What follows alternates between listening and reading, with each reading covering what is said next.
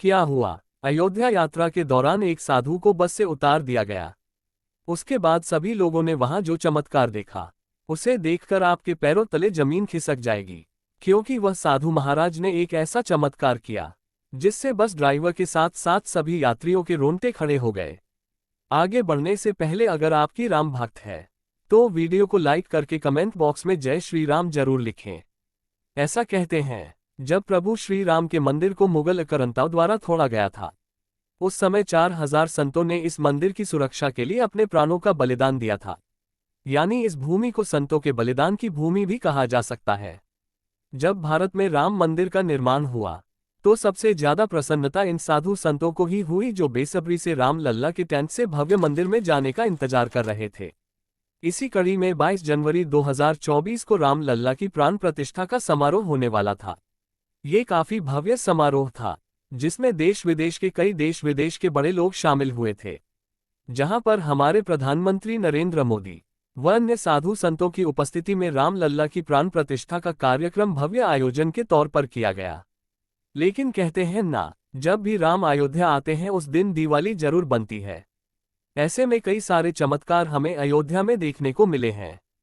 उन्हें में से ही चमत्कार तब हुआ जब इलाहाबाद में रहने वाले एक दिव्य साधु बस के माध्यम से अयोध्या जाने के लिए रवाना हुए। वे उत्तर प्रदेश की एक सामान्य बस में बैठे हुए थे, लेकिन उनके पास कोई टिकट नहीं था। वह काफी दिव्य और सिद्ध साधु थे। सदैव उन्होंने अपना जीवन को श्री राम की चरणों में समर्पित किया था।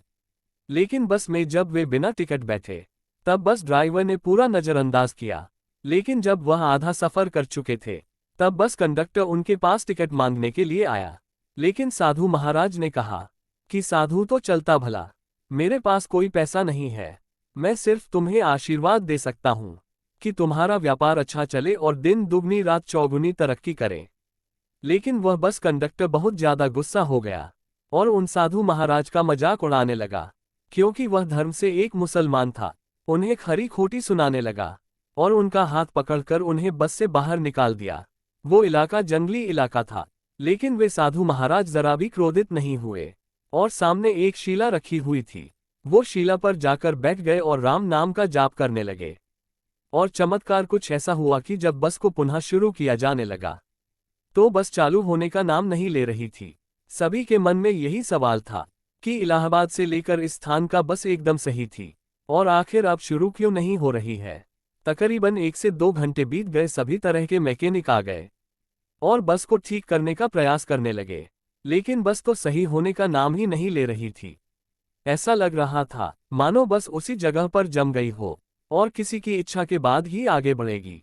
तब बस ड्राइवर, जो कि एक सनातन था और हिंदू धर्म में मानने वाला था, उसे उन साधु महाराज का अपमान याद आया और वह समझ गया यह उन दिव्य साधु महाराज का ही चमत्कार है।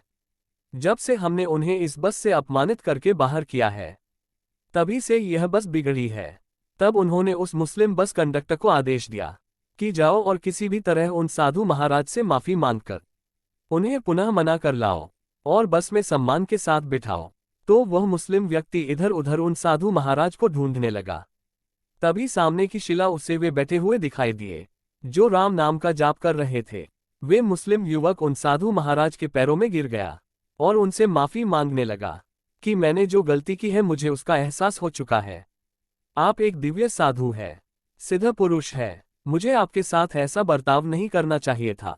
उसने दिव्य साधु महाराज से क्षमा मांगी और ऐसा कहा जाता है जो भी साधु संत होते हैं उन्हें ना तो सम्मान का मोह होता है और न ही अपमान का भय। उन्होंने उस मुस्लिम व्यक्ति को माफ कर दिया, लेकिन बस में बैठने के लिए 2 शर्तें रखी। पहली शर्त तो ये थी कि आज के बाद तुम्हारी बस में अगर कोई दिव्य साधु या सिद्ध पुरुष बैठता है तो तुम उनसे पैसे नहीं मांगोगे।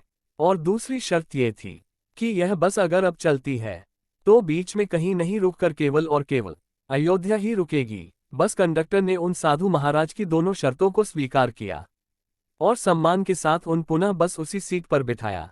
और चमत्कार कुछ ऐसा हुआ कि जैसे ही साधु महाराज बस के अंदर बैठे पुनः बस स्टार्ट हो गई और सभी लोग अयोध्या के लिए रवाना हो गए।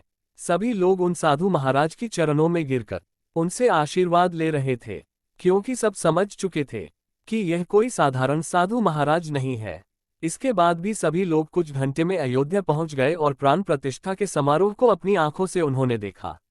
दोस्तों, कहीं दिव्य साधु महाराज संत देश के अलग अलग हिस्सों से अयोध्या पहुंचे, क्योंकि उनके भी पूर्वजों ने इसी अयोध्या मंदिर निर्माण के लिए अपने प्राणों का बलिदान दिया था। कई ऐसे कार्य सेवक हुए हैं जिनकी उम्र मात्र 23 से 24 वर्ष थी, लेकिन जब बात आई राम मंदिर के खातिर सीने पर गोली खाने की तो खुशी खुशी आगे हो गए और भव्य राम मंदिर के निर्माण के लिए अपने प्राणों का बलिदान दे दिया। आज हमारा सौभाग्य है कि हम राम मंदिर को बनता हुआ अपनी आंखों से देख रहे हैं, इस पल को जी रहे हैं और आने वाले समय में राम मंदिर जा भी सकते हैं। लेकिन जो मंदिर का निर्माण हुआ है, उन कार्य सेवकों की बलिदान का और उन दिव्य साधु संतों के बलिदान का प्रतीक माना जाता है। दोस्तों, जब से राम मंदिर निर्माण चल रहा है और राम मंदिर का निर्माण का कार्य खत्म हुआ है, तब से बढ़कर एक चमत्कार हमें देखने को मिले हैं। और सबसे बड़ा चमत्कार बार बार एक बानर का देखना है, क्योंकि प्रभु श्री राम ने हनुमान जी महाराज को एक आदेश दिया था कि तुम कलयुग के अनंत काल तक किसी पृथ्वी पर रहकर धर्म की रक्षा करोगे। तुम चिरंजीवी कहलाओगे और हमेशा कलयुग के अंत तक धरती पर विराजमान रहोगे, ऐसा कहते हैं। जब भी राम चर्चा होती है, तब हनुमान जी वहां पर जरूर मौजूद होते हैं।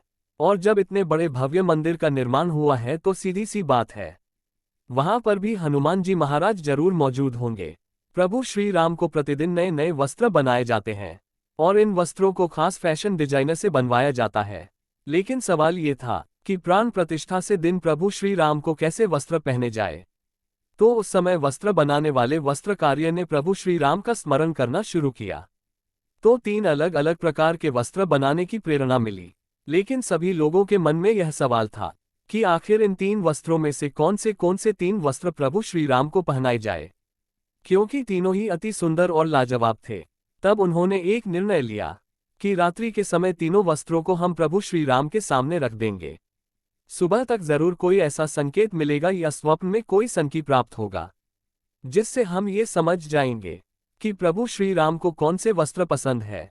लेकिन उस घड़ी से केवल बस 1 घंटे के बाद ही अचानक उन तीनों में से एक वस्त्र राम लला के पास रखा हुआ दिखाई दिया। लेकिन सवाल ये था कि वह वस्त्र आखिर आगे कैसे आया। उन्हें सीसीटीवी पर देखा, तब आया कि एक बानर वहां पर आया और तीनों में से एक वस्त्र उठाकर चुपचाप उसने राम लला के पैर के पास रख दिए।